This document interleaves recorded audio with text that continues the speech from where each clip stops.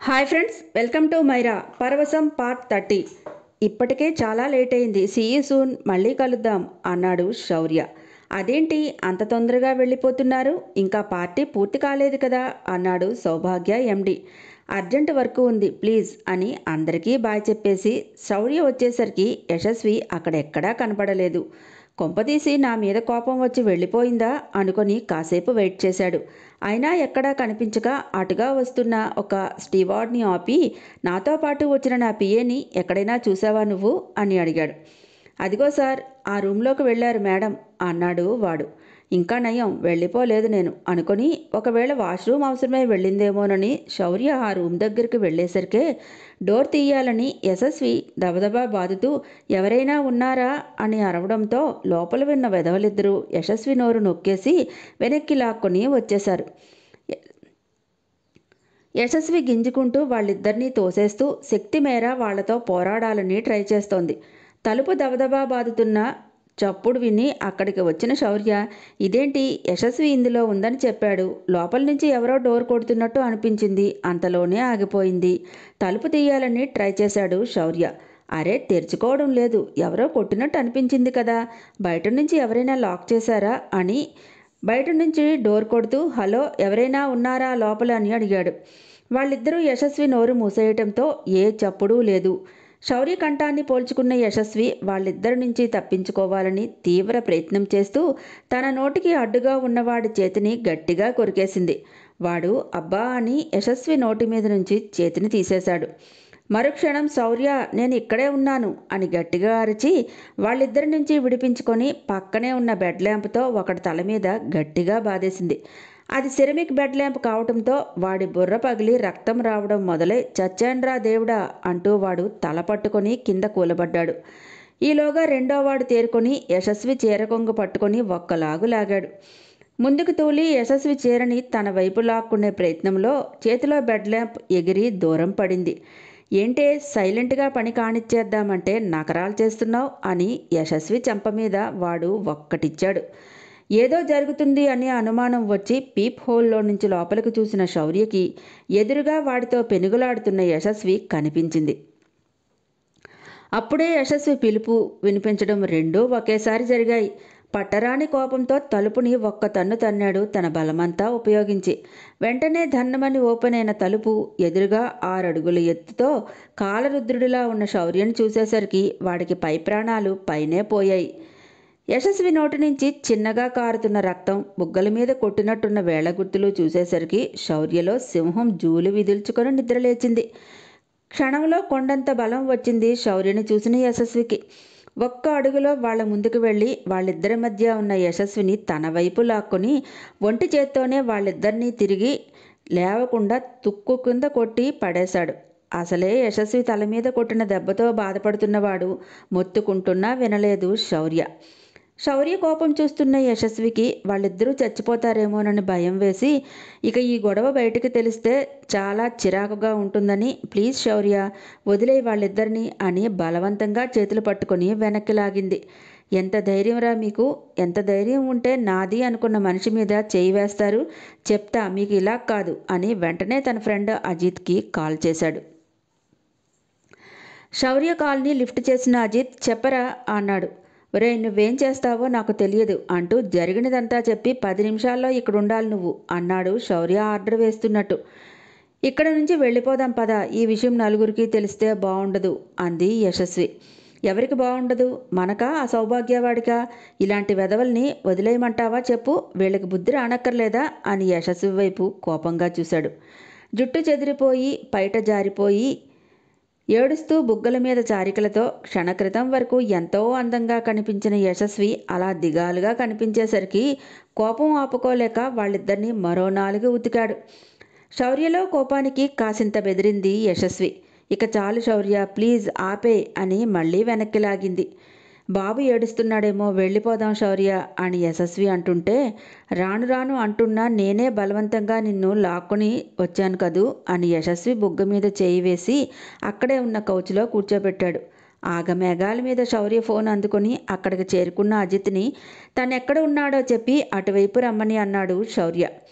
అజిత్ రూమ్లోనికి వచ్చేసరికి అక్కడున్న పరిస్థితి అర్థమైంది. యశస్వి పరిస్థితి చూసి, మీరిద్దరూ వెళ్ళండి, వీళ్ళ సంగతి నేను చూసుకుంటాను అన్నాడు అజిత్. నేను వాడి తల మీద చాలా గట్టిగా కొట్టినట్టున్నాను, ఇప్పుడు ఎలా అంది యశస్వి భయంగా. అవన్నీ నేను చూసుకుంటాను, ముందు మీరు ఇక్కడి నుంచి వెళ్ళిపోండి అన్నాడు అజిత్.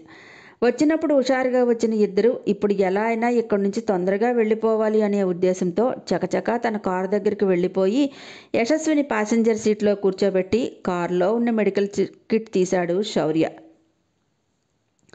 అప్పటికే బాధతోనో కోపంతోనో ఏమీ చేయలేని నిస్సహాయతతో కళ్ళు మూసుకుపోతున్న యశస్విని చూసి చాలా బాధ అనిపించింది. కాటన్ తీసుకుని నోటి పక్క నుంచి కారిన బ్లడ్ మార్కుని తుడిచాడు. డెట్టాల్లో ముంచిన కాటన్ తగిలేసరికి యశస్వి బాధగా అంటూ మూలిగింది. సారీ యశస్వి, ఇదంతా నా వల్లే కదూ, ఆ వెధవలిద్దరినీ చంపేయాలి అన్నాడు చేతులు పట్టుకుని. శౌర్య మాటలు పట్టించుకోలేదు, అసలు కళ్ళు విప్పి చూడనే లేదు. ప్లీజ్ శౌర్య, నన్ను బాబు దగ్గరికి తీసుకువెళ్ళు, పగలంతా ఎలా ఉన్నా రాత్రి అయ్యేసరికి వాడికి నా అవసరం ఉంది అంది యశస్వి ఏ భావం లేకుండానే. శౌర్య మరి ఇంకేం మాట్లాడకుండా వెంటనే కార్ స్టార్ట్ చేసి 10 నిమిషాల్లో యశస్వి హాస్టల్ దగ్గరికి తీసుకువచ్చాడు. అలసటగా కళ్ళు మూసుకుని ఉన్న యశస్విని మెల్లగా తట్టి పిలిచాడు. యశస్వి, హాస్టల్ దగ్గరికి వచ్చేసాం అన్నాడు. కష్టంగా కళ్ళు తెరిచి శౌర్య వైపు చూసి కారు దిగి శౌర్యకి వెళ్ళొస్తానని కూడా చెప్పకుండా లోపలికి వెళ్ళిపోయింది. వెళ్ళిపోతున్న యశస్విని చూసి నిస్సహాయంగా స్టీరింగ్ని గట్టిగా ఒక గుద్దు గుద్దాడు. నీకెంత దగ్గర అవుదామని అనుకుంటున్నా ఏదో ఒక విధంగా ఎప్పుడూ ఏదో ఒక అవాంతరమే ఎదురవుతోంది యశస్వి. ఏంటో నా దురదృష్టం, ఈరోజు చాలా మంచి రోజు అనుకున్నాను, కానీ ఇలా జరుగుతుందని నీ దృష్టిలో నేను ఇంకా దిగజారిపోయి ఉంటాను కదూ అని శౌర్య బాధపడ్డాడు. అక్కడ ఉండి చేసేదేం లేక తిరిగి తన ఇంటికి చేరుకున్నాడు శౌర్య. మంచి నిద్రమత్తులో ఉన్న మీనా యశస్వి తలుపు కొట్టడంతో వెళ్ళి డోర్ తీసింది.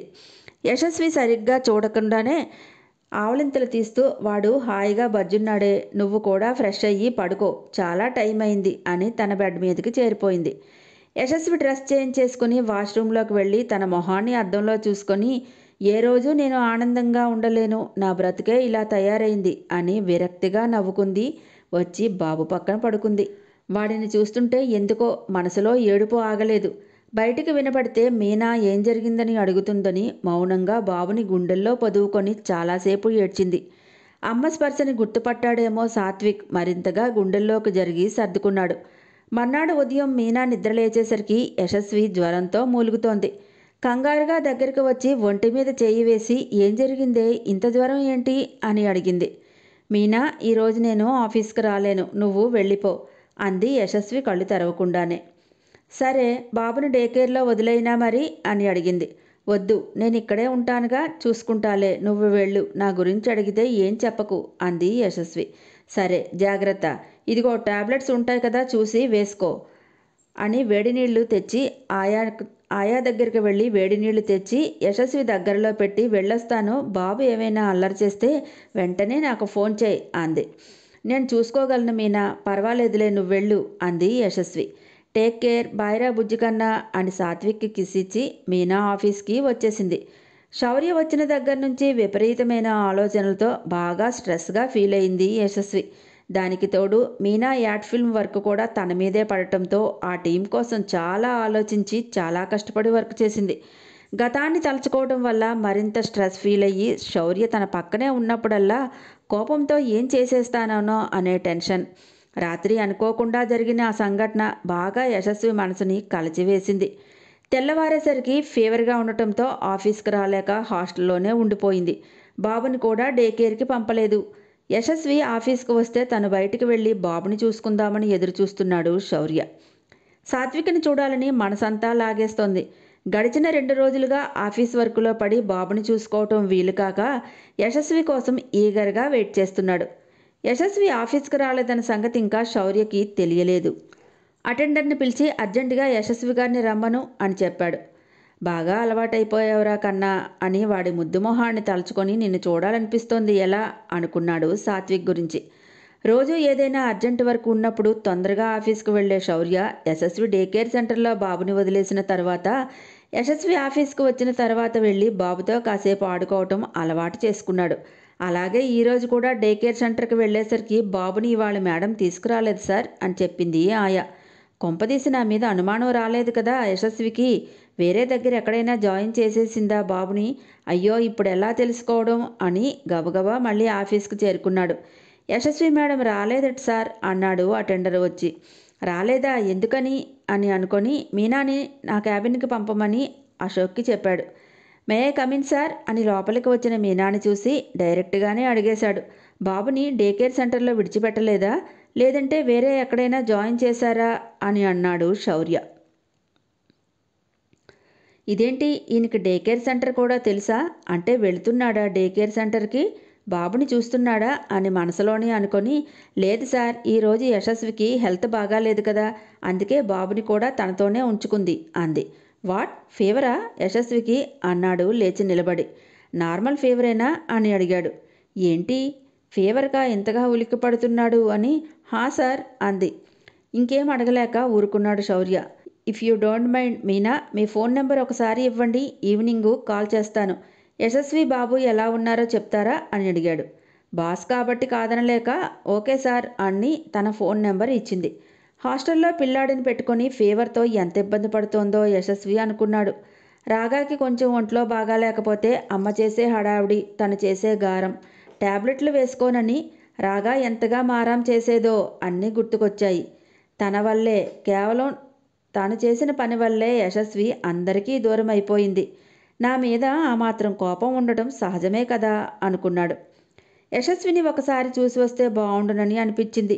హాస్టల్కి వెళ్ళలేను, ఫోన్ చేస్తే ఆఫీస్ టైమింగ్స్లో అయితేనే లిఫ్ట్ చేస్తుంది, మిగిలిన సమయాల్లో కనీసం లిఫ్ట్ కూడా చేయదు. ఏంటో నాకు ఈ బాధలు ఎప్పుడు తప్పానో అనుకుని సాయంత్రం వరకు ఓపికగా ఉన్నాడు. ఏ పని చేయాలనిపించలేదు. మధ్యలో ఒకసారి హాస్టల్ వరకు వెళ్ళి వచ్చాడు. కానీ యశస్వి బాబు ఎవరూ కనబడలేదు. ఆఫీసులో కూర్చున్నాడు కానీ ఏ పని చేయకుండా కాలు కాలిన పిల్లిలా అటూ ఇటూ తిరుగుతూనే ఉన్నాడు. సాయంత్రం ఇంటికి వెళ్తూ హాస్టల్ ముందు నుంచే చాలాసేపు తిరిగాడు. కానీ యశస్వి బాబు కనిపించలేదు. మీనా ఆఫీస్కు వెళ్ళిపోయిన తర్వాత కొద్దిగా లేచి ఫ్రెష్ అయ్యి మెడిసిన్స్ వేసుకుందామని చూసుకునేసరికి ఎక్కడా మెడిసిన్స్ కనిపించలేదు యశస్వికి. అవసరానికి తెచ్చుకునే మెడిసిన్స్ ఎప్పుడో వాడేసి ఉంటామేమో, ఇప్పుడు ఎలా, ఎవరినీ బయటికి పంపించాలని కూడా అనిపించలేదు. బాబుని ఆడించే ఓపిక కూడా లేక డే కేర్ సెంటర్లో వదిలేయాల్సింది వీడిని అనుకుంది యశస్వి.